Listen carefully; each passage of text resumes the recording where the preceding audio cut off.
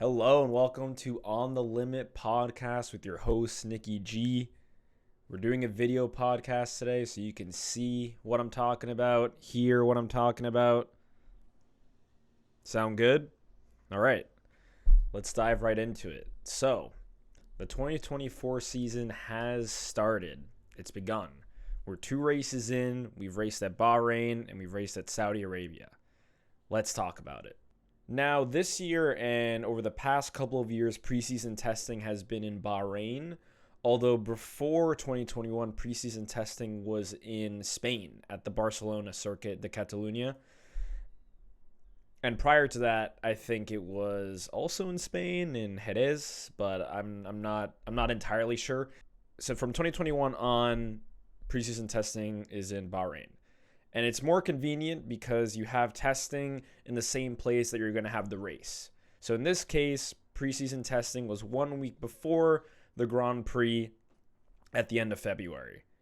Now, what preseason testing allows the viewers, allows the teams, and allows basically everyone involved in Formula One to know is, has their work become something that can be competitive once the season starts? You know, you build your project, you put everything together, and preseason testing is a time for you to make sure it works, to make sure it's fast, and just to make sure that everything you've made, all the components, all the special little bits, work exactly the way you expected it to, and also measure what works well, what doesn't work well, what needs improvement. And you kind of can start to get an idea of how your season's going to go. You know, are you on the right footing for the season? Are you going to be behind? Are you going to have to introduce a lot of upgrades at the beginning to catch up with everyone else? So basically, that's what preseason testing allows you as a Formula One team to figure out. And even as a driver, it allows you to sort of get back into the groove of the car in general, because as you know, Formula One drivers, unlike other sportsmen, are not able to constantly practice on tracks in their Formula One car. One, because the Formula One car is always changing. And then two, it's just not easy to constantly go to a track and race a Formula One car in general. It's not as easy to do as it is to pick up a football and go to the pitch and start playing and practicing and doing some drills. Now, what teams and drivers can do is run the simulator and run things like that that will at least simulate what the car that is being built will be like, or what a car with upgrades will feel like, and all that sort of stuff. But again, preseason testing is when you can physically get in there and try it out for the first time. Now, in some cases, preseason testing can sort of tell the story of how the season's going to go. Not always, but in the case of Red Bull, it was pretty easy to tell that they were going to be the master class of the field again in 2024. Now, here's the reason why. Red Bull, introduced a very aggressively innovative car going into 2024. And this was unveiled when they did their car reveal before Bahrain preseason testing. Now, the funny thing about the 2024 Red Bull design is that it's actually pretty similar to what Mercedes had for their 2022 car and what eventually became part of their 2023 car. And if you don't know what I'm talking about the zero pod concept. Now, what zero pod means is essentially zero side pods. Now, if you look at the Formula One car from more recent Formula One cars, at least, you know, you look at the front and it has the front wing, and then the middle part sort of sticks out like this, sort of like an oval, I guess, kind of like a hips or something like that. You know, it sticks out, it curves around, and those are the side pods. Now, traditionally, those side pods have air intakes that takes in the air, delivers it somehow through the car. Some of it goes towards the engine to cool it down. Some of it just exits through the back. Aerodynamic stuff that I don't actually know about. But the zero side pod concept basically removes a majority of that part that sticks out, so you kind of have like a triangle-ish shape type of car when you're looking at it from the front. And it was supposed to work in certain ways, but Mercedes weren't able to get the full potential of that car. Now, Red Bull haven't fully adopted this concept, However, they're slowly unveiling that this might be their plan. Now, not to get extremely technical, but basically they've introduced parts of the car that are similar to parts of the car that Mercedes had when they were sort of moving out of that zero pod concept shape. So it's starting to sort of reveal that that might be the direction that Red Bull is trying to go in. And of course, everyone from 2022 on has basically been trying to get on par with Red Bull, whether it's directly copying them or trying to get as close to similar as their car as Red Bull have created, and as close to the design of the Red Bull car that they can without breaking any rules. So, of course, eventually you do this for long enough, you're going to start getting pretty close. And that's what happened with the likes of Aston Martin. It happened with the likes of McLaren. And even Mercedes, once they adopt a concept similar to Red Bull, started to improve as well. And so did Ferrari, too. A lot of the teams. So I think Red Bull started to get the feeling that if they didn't go for sort of an aggressive, innovative concept, they might end up getting caught out, which I don't think was ever going to be possible, just because the mastery of the aerodynamics that they have with Chief Technical Officer Adrian Newey, who's dubbed as one of the greatest car designers of all time, I don't think anyone was ever really going to catch up to Red Bull. I think it was more a case of, you know what, everyone's copying us. Let's try something bold and see if it works. And it did. They introduced this sort of I'm on the way to a zero pod concept sort of deal on the RB20, and it looks like it's working. They brought it to preseason testing, and on all levels it looks like they were just miles ahead, especially when it came to race pace. And when you compare the performances of all of the cars on like a map, you have the cars that are high speed, and you have high speed, you have high downforce, low speed, low downforce. You have cars that are good in the medium, slow corners, cars that are good through the fast corners, and you have each car that sort of has their own gimmick that makes them good on certain specifications of tracks. And then if you look at Red Bull, they're basically somewhere in the middle. They're not the greatest in qualifying, although they do have good qualifying sessions, but they're amazing when it comes to the race.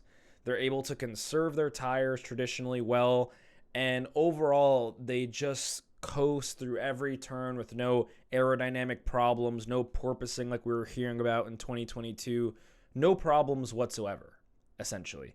So they've been basically working on what is now and what may continue to be the perfect car. It has a little bit of everything and almost no problems.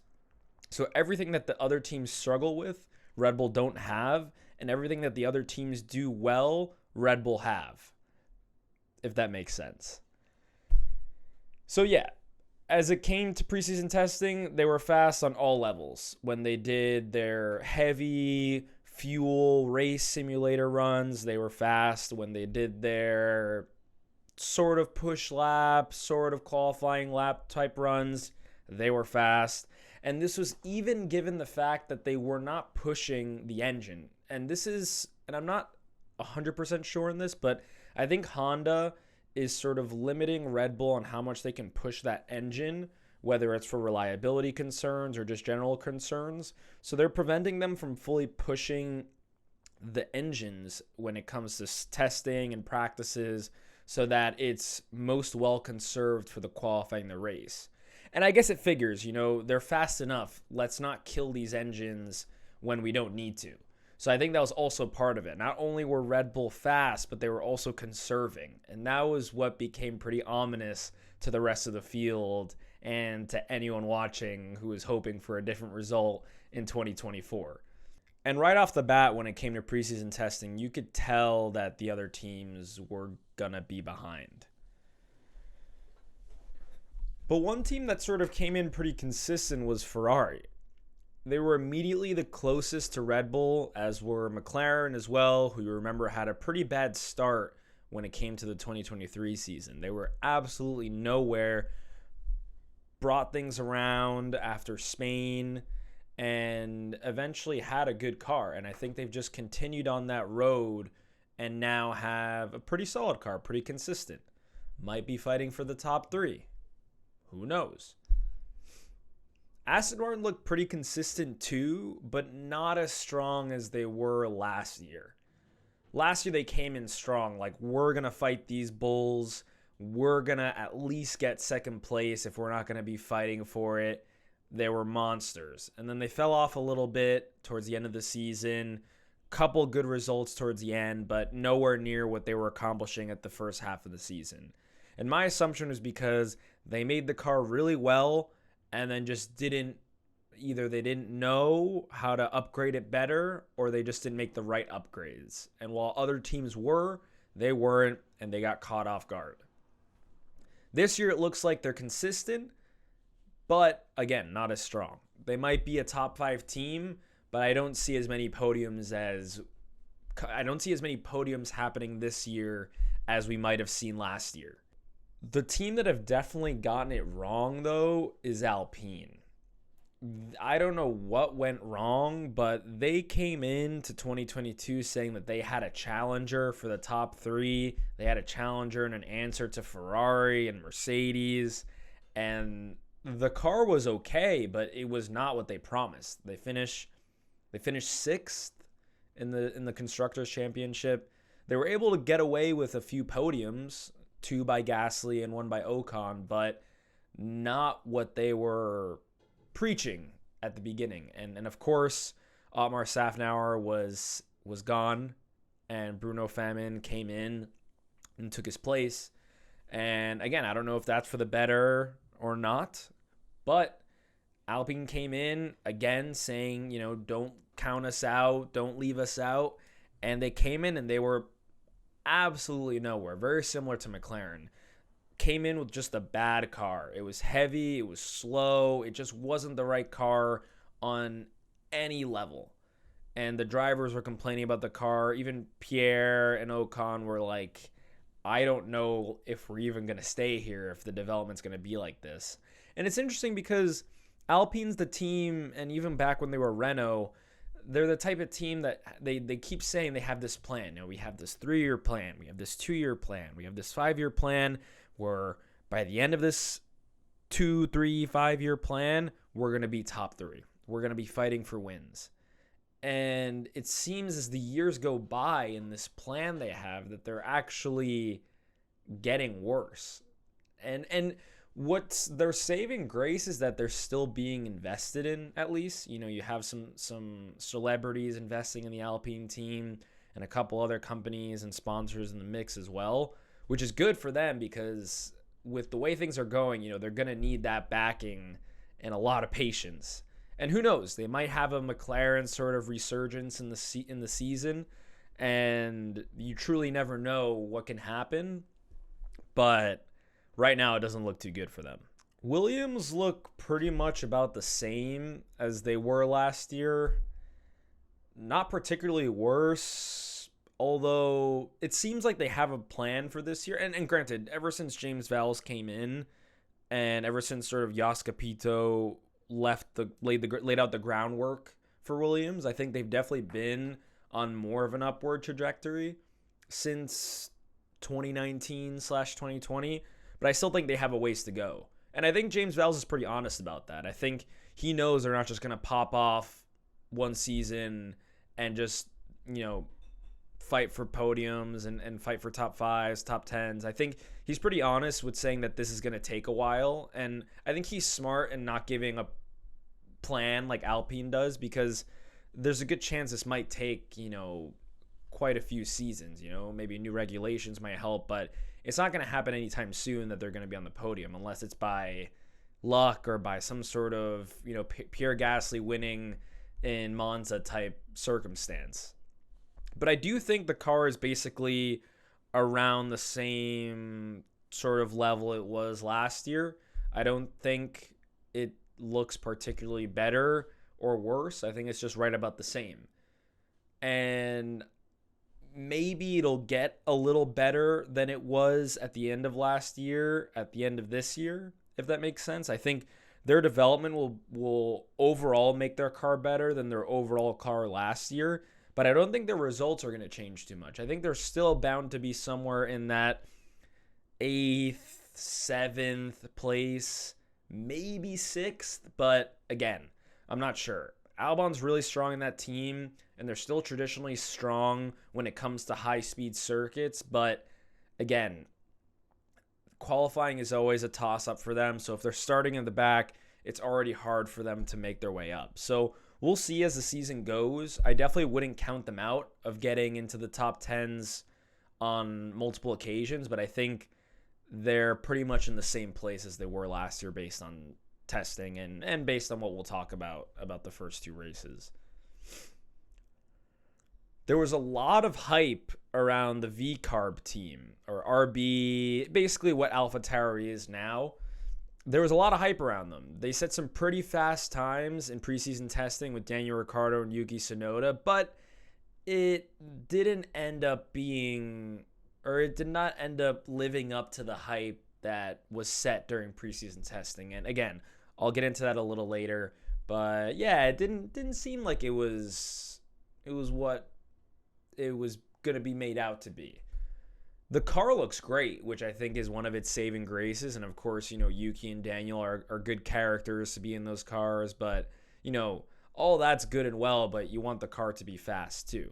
And you thought, since they were going to be taking a closer approach to the Red Bull design, that they would be a little closer to Red Bull. But again, it seems like they're a little behind in terms of where they were towards the end of last year when they had that big improvement and they were fighting for 7th place.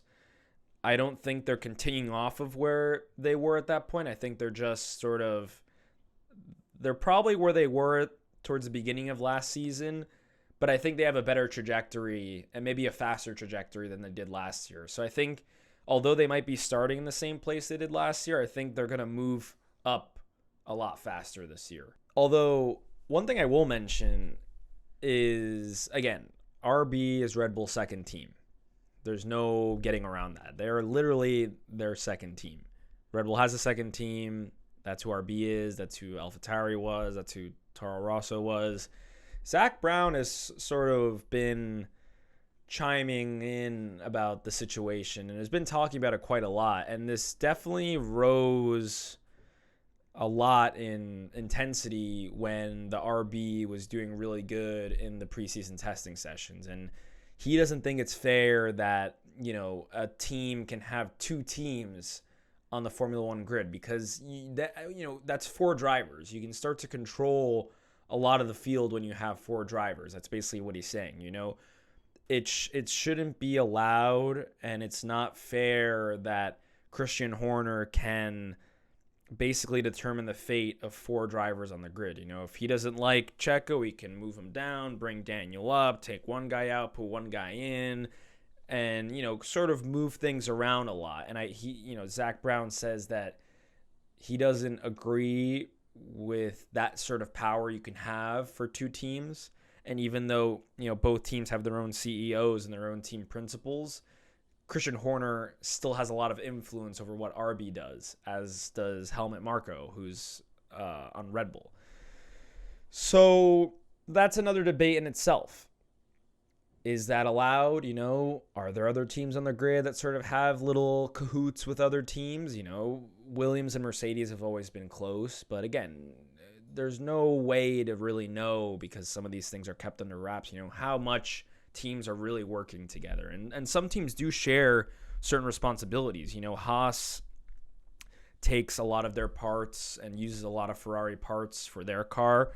So again, it's all over the place. People use each other's stuff in Formula One, but I think it's just, at what point is it too much? And at what point is it going to start to implicate what's happening in terms of the competitiveness of the grid and the competitiveness of the teams and the drivers and the races and decisions made, all that sort of stuff. Oh, and of course, we can't forget about Steak, Kick, Sauber, whatever the deal is.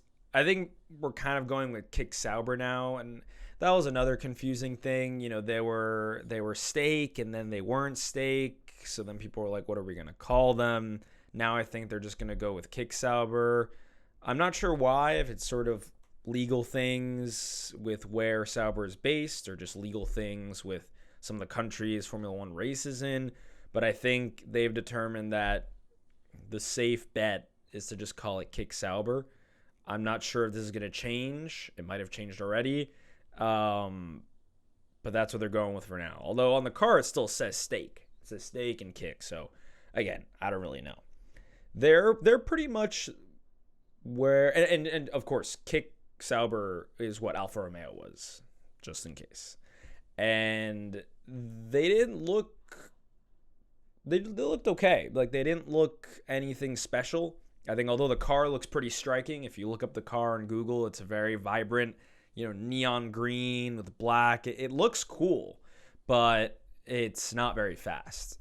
I think it definitely could pull off some surprise results. I will say that. It looks like it's pretty fast in certain situations, and it actually looks pretty good on race pace, just looking at data from the Bahrain Grand Prix only. But it doesn't look too bad. It probably looks about where they were last year, maybe a tiny bit better, but who knows? I mean, Valtteri Bottas said they might be able to pull some surprises this year, so I guess we'll just have to see.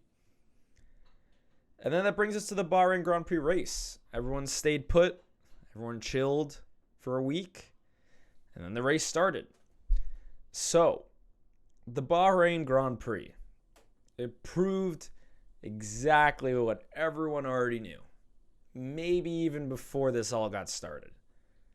And like I said, although they conserved a bit through the practice sessions and through the testing sessions, Red Bull completely blew away the field in qualifying, with Verstappen doubling the gap to second that he had last year, nearly doubling the gap to second that he had last year in the race, with an almost 22-second gap to Checo in second place.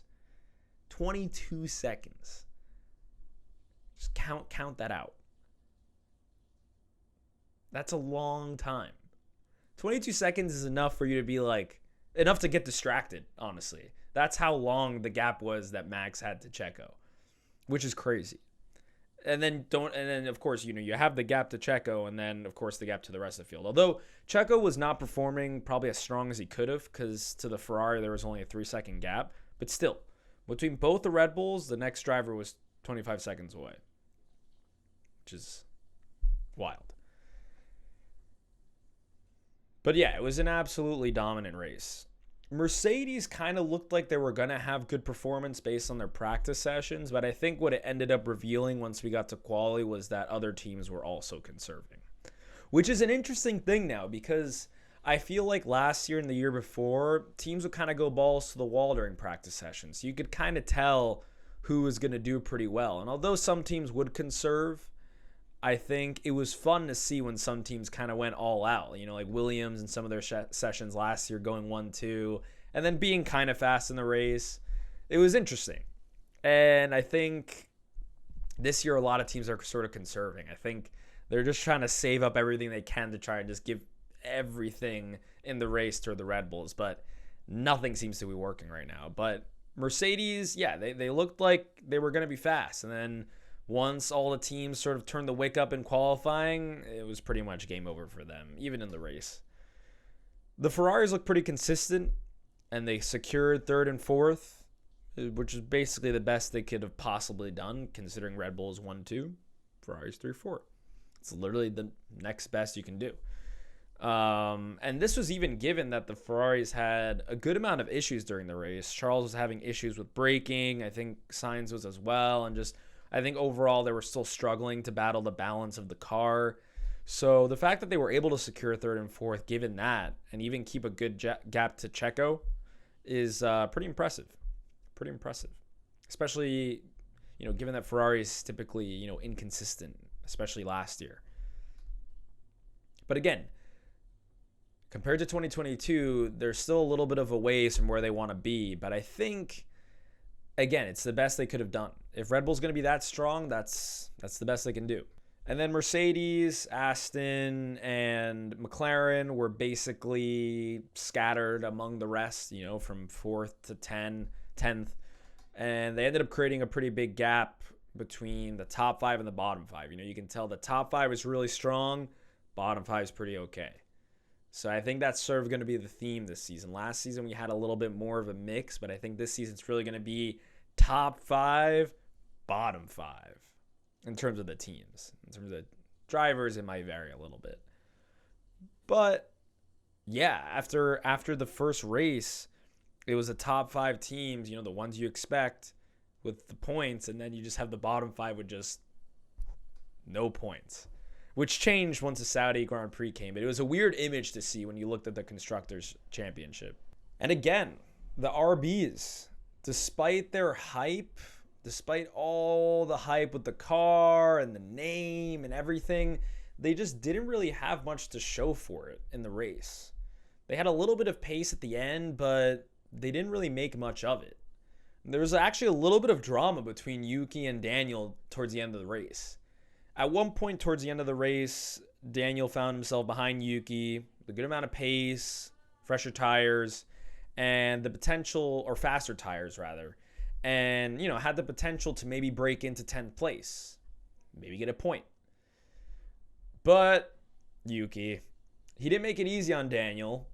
Daniel lost the window to sort of get the most out of those tires and make his way up. So, they issued team orders. Yuki took a little while to let Daniel pass, and then by the time he did, Daniel's tires were pretty worn out, and he couldn't make up that gap that he would have made earlier to 10th place at that point. So he was kind of just stuck where he was, and then Yuki at one point was even just catching up to him, to which point, Yuki was complaining, why'd you let him by if I'm just as fast as him anyway? But the truth of the matter is the engineers and the strategists they see a lot more than what the drivers see just in the car. They know if Daniel passes right now, he's in the tire window with the speed and the grip to get into 10th place and get a point.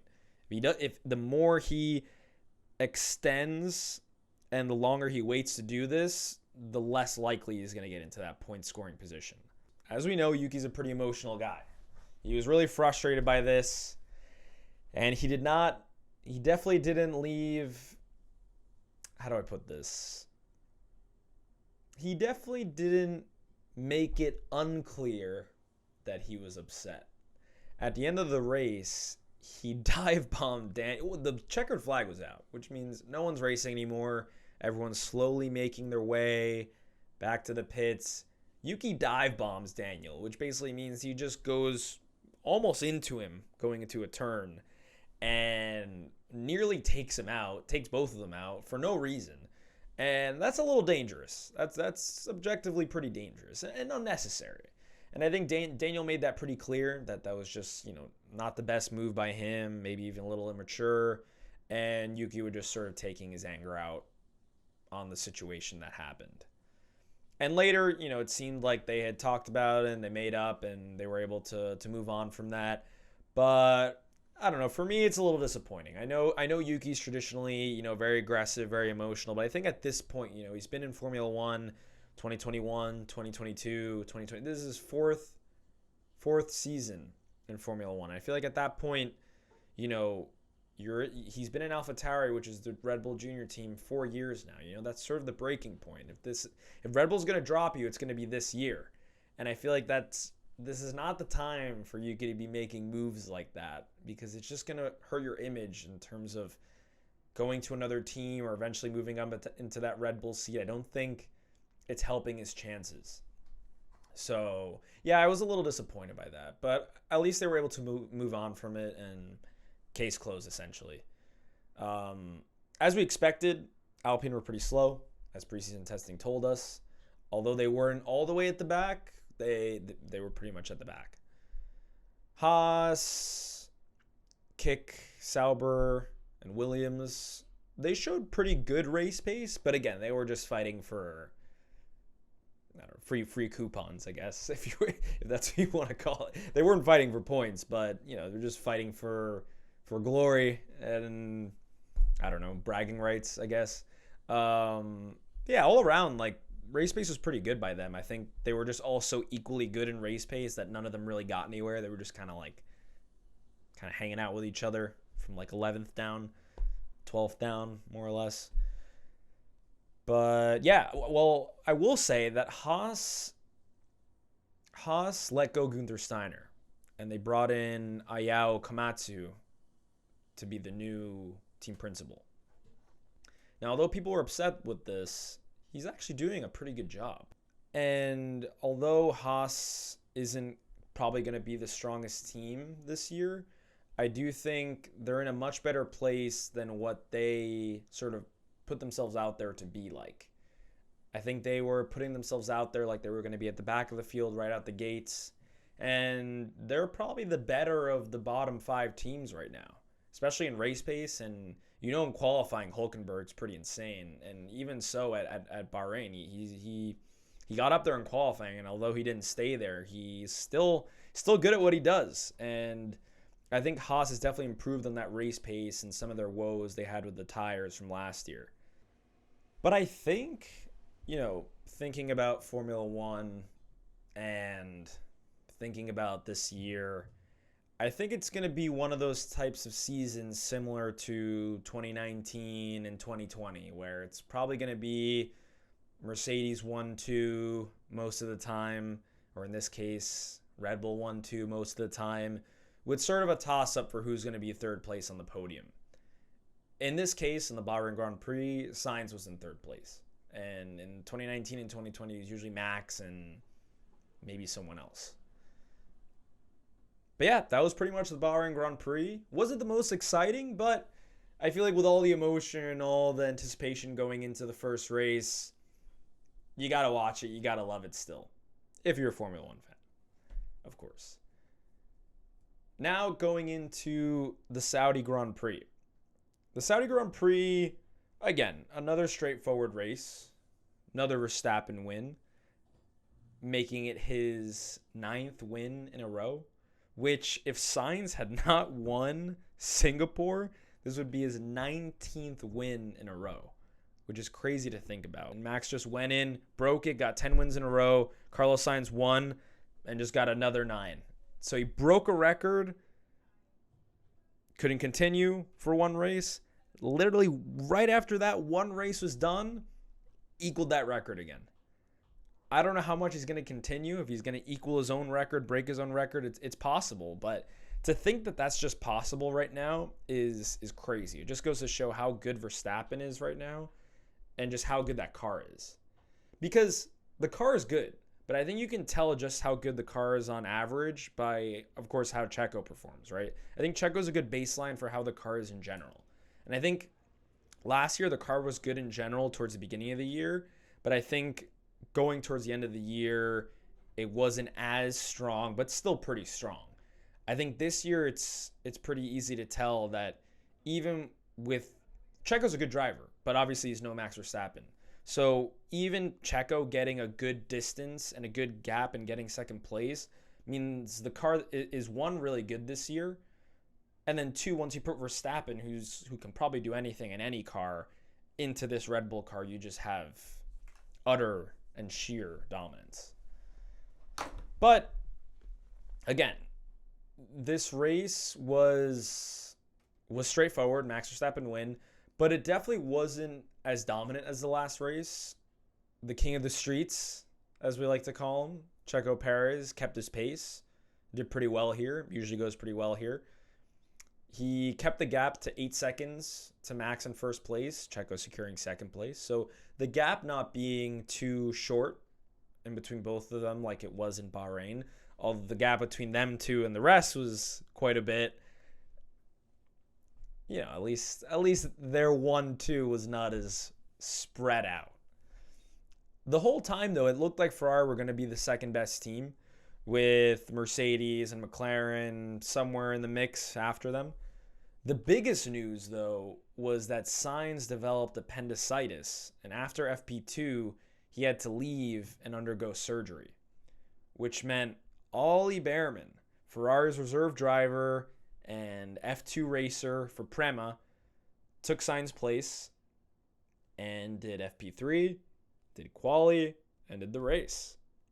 The opportunity of a lifetime, essentially. And although he only had FP3 to get ready for quali and the race the next day, literally the next day, he still did pretty well for what it was worth. I mean, as far as he knew, he was only supposed to race F2 that weekend, and he was even on pole for the F2 sprint race. So I feel like he had more to lose by not doing this F2 race than by going into Formula 1. And of course, if you're an F2 driver and you have an opportunity to do Formula 1, even if it means you lose the F2 championship and you lose your F2 seat and you can never drive an F2 car again, you're getting in the F1 seat, because you know the F1 seats, even if you're an F2 champion with all of the accolades and everything, you still could never get a Formula 1 seat. So if you have your chance, you take it. In qualifying, although he qualified 11th, it was pretty close. He was knocked out in Q2, but he actually almost out-qualified Lewis Hamilton. And wouldn't have that been a story for the guy that's going to Ferrari in 2025? In the race, though, Ollie had a pretty good recovery and finished in a very impressive 7th place and 10 points for him in the Drivers' Championship, which will probably be his only Formula 1 race, at least this year. The funny thing is that there's probably going to be drivers and teams that may not even get up to 10 points in the Constructors or Drivers' Championship this season. So it's a good performance from him. That's going to have his name on there the entire season above other drivers. Insane. Really good from him. And I think he probably could have done a little more had he not gotten a little blocked off with traffic in the first stint of the race. I think he probably could have even finished up in 5th. Maybe even 4th. Who knows? I think 5th is more realistic, but I think he could have been up there. He was that good. For what it's worth, I hope it definitely puts him on the map and gets him into a seat for next year, because we can't let drivers like that not get a seat. Even if it's not for next year, like, there has to be eyes on him now. And I think there definitely will be. But if he does go to, Haas, he's also Haas's reserve driver. If he were to go to Haas next year, who would leave Haas, Magnussen, as I'll explain in a little bit, had a pretty good race in Saudi. Hulkenberg was pretty strong in Bahrain and Saudi as well. So how do you negotiate who to replace Behrman for, And there's also a risk, what if Behrman goes to Haas and it's like a Mick Schumacher situation? So it's tricky. There's a lot of things to consider, If you have something good, if the rules aren't broken, why break them, So I guess we'll just have to see. Although the race up front wasn't the most exciting, Charles Leclerc secured a well-deserved 3rd place after putting a tricky Ferrari car onto the front row with a 2nd place start from qualifying. Oscar Piastri had a very solid performance to put himself into that 4th place in the race, with Alonso also in a very impressive 5th place, in an Aston Martin that isn't particularly good this year. And not particularly good in quali either. Lance Stroll crashed out of the race, unfortunately, giving him his 2nd DNF in back-to-back years in Saudi. During the safety car that this caused, Lando and Lewis decided to stay out on the same tires they started the race with instead of going for a pit stop. And they hoped that since they had relatively new tires, that they could hold up in the race, and then maybe if there was an opportunity like another safety car later in the race, they could essentially get a free stop and maintain the places they would get, because it might result better in just, they'd rather be at the closer end to the top of the top 10 than to the bottom end. And they thought by staying out that would give them that opportunity. Unfortunately, it did not, as there was no safety car after the first and only safety car in the race.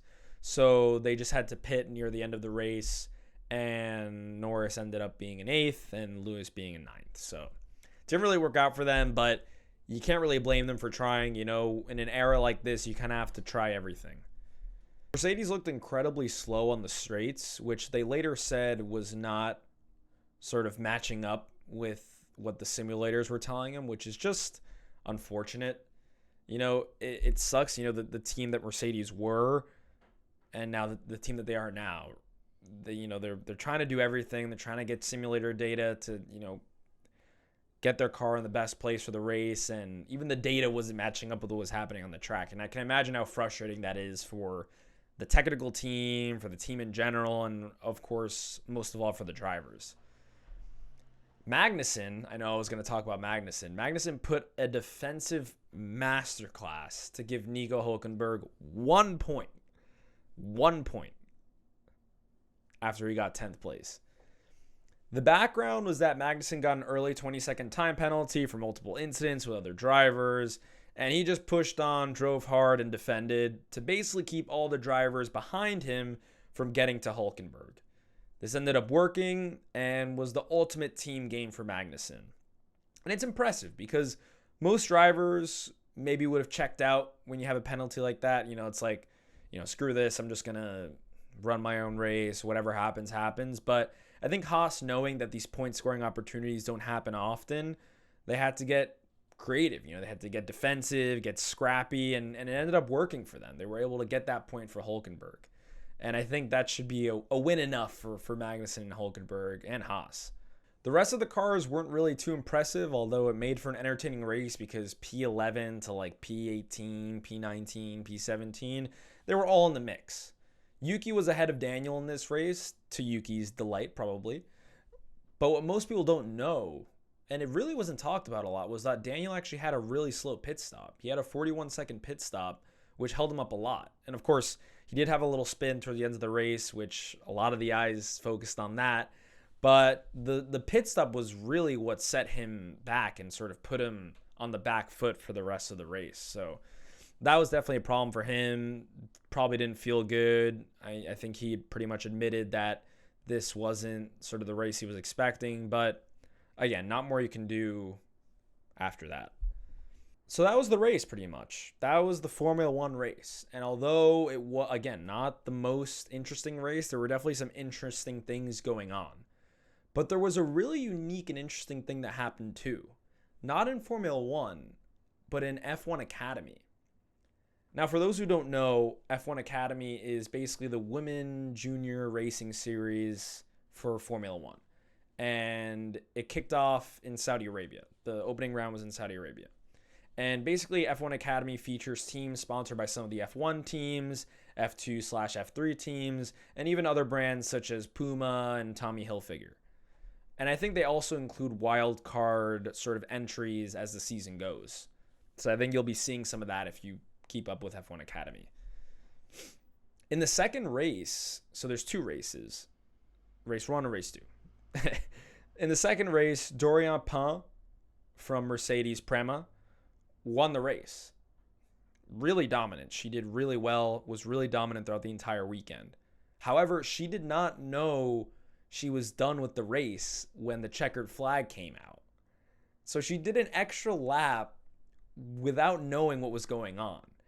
This is super dangerous because, for one, there are cars going slower in the track, trying to make their way back into the pit lane.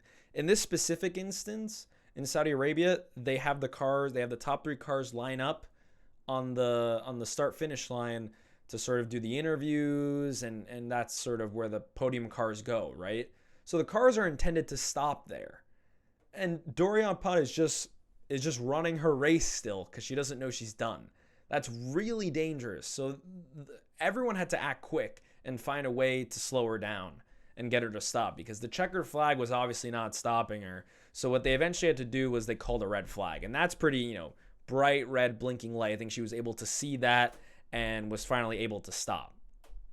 And they finally got her attention. And while she celebrated her win, her first place, and the top step of the podium and all that stuff, she was actually later given a penalty for not stopping after the checkered flags came out and was demoted from her first place position, giving the win to Abby Pulling from the Alpine team. Although this is very unfortunate for Pain, it also kind of sheds light on the team's responsibility to let the driver know when the race is over.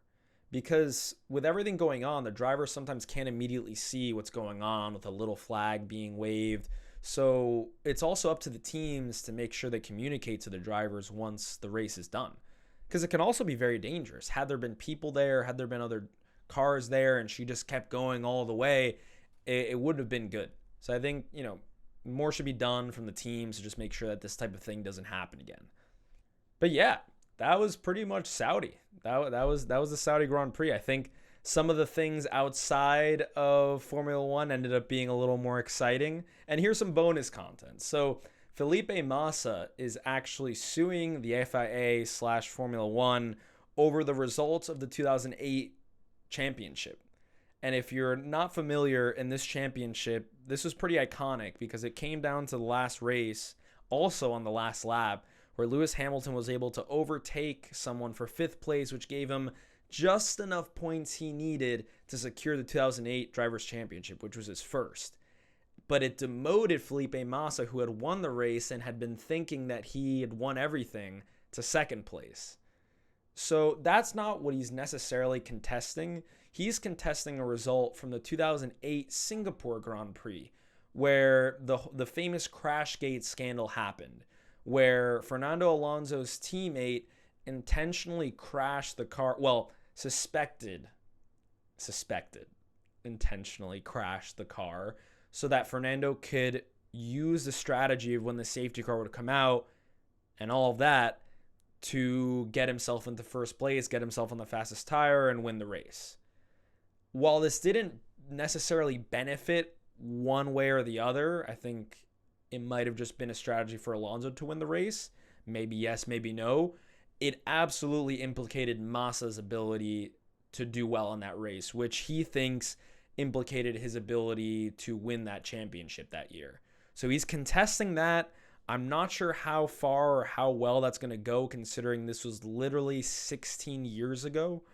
But might as well give it a try. If you have the time, you have the money, why not? Massa can't let it go. But hey, might as well try. We might see Lewis contesting that potential 8th world championship in 2021 in the next few years. Who knows? But that's everything for now. I hope you enjoyed the video session of this podcast.